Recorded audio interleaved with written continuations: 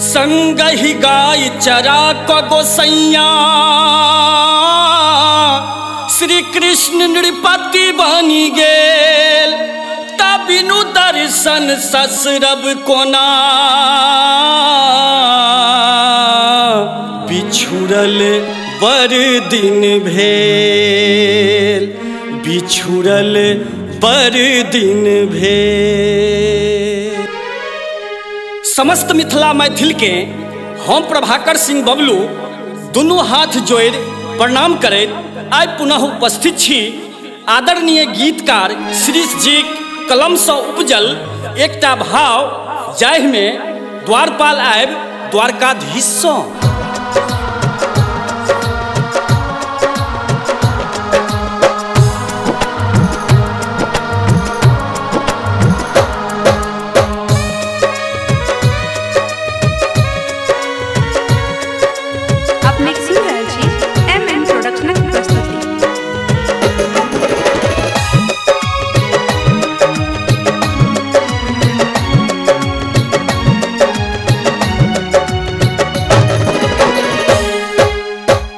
दीनहीन गरीब ब्राह्मण आबि एकटा ठाढ़ छै नाम कहलक ओ सुदामा नाम कहलक ओ सुदामा दर्शन के दरकार छै दीनहीन गरीब ब्राह्मण आबि एकटा ठाढ़ छै नाम कहलक ओ सुदामा नाम कहलक ओ सुदामा दर्शन के दरकार छै दीनहीन गरीब ब्राह्मण।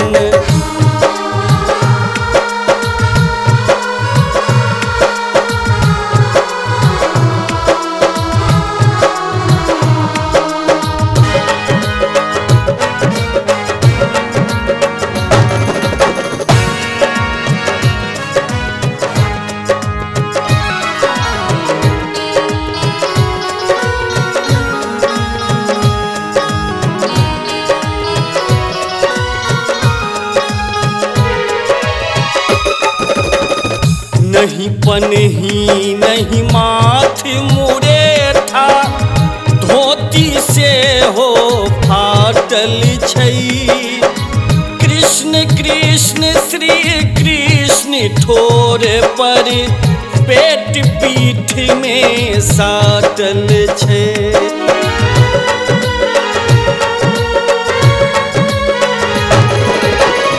नहीं पनही नहीं धोती से हो फाटल छै कृष्ण कृष्ण श्री कृष्ण ठोर पर पेट पीठ में साटल छै देखबा में अनमन लागैया सर पहुँचे न लाचार छै नाम कहलक ओ सुदामा दर्शन के दरकार छै दीनहीन गरीब ब्राह्मण।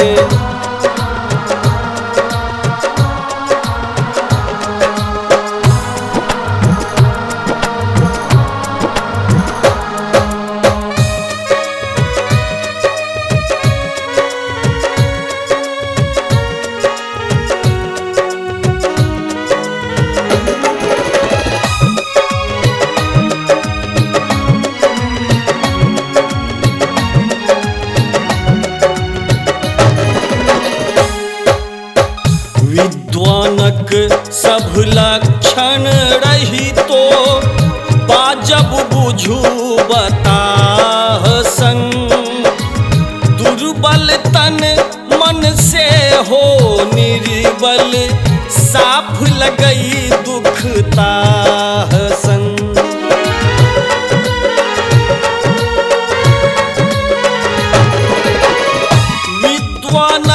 सब लक्षण रही तो बाजब बुझू बताह संग।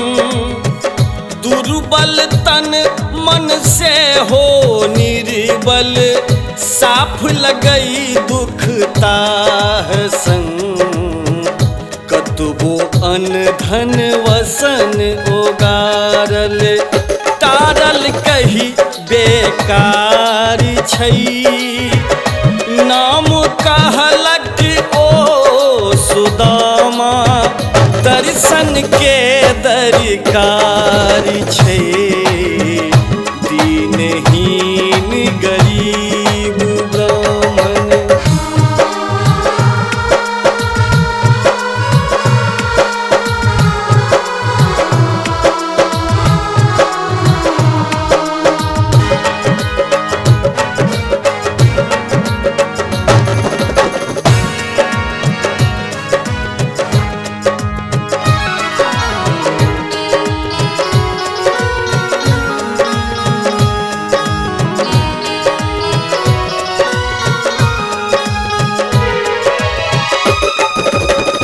नाथ अनाथक हाथ पकड़ी झट प्रभासनाथ बनाबूने। भूलल भटकल हारल थाकल श्रीश स्वजन अपनाबूने।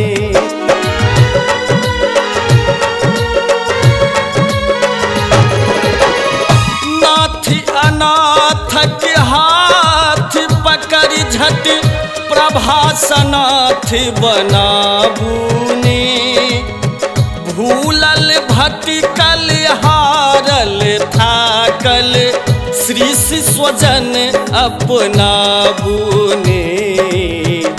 बेर बेर बस एतबे बजैया कान्हा हमर यार छै। नाम कहलक ओ सुदामा दर्शन के दरकार छै।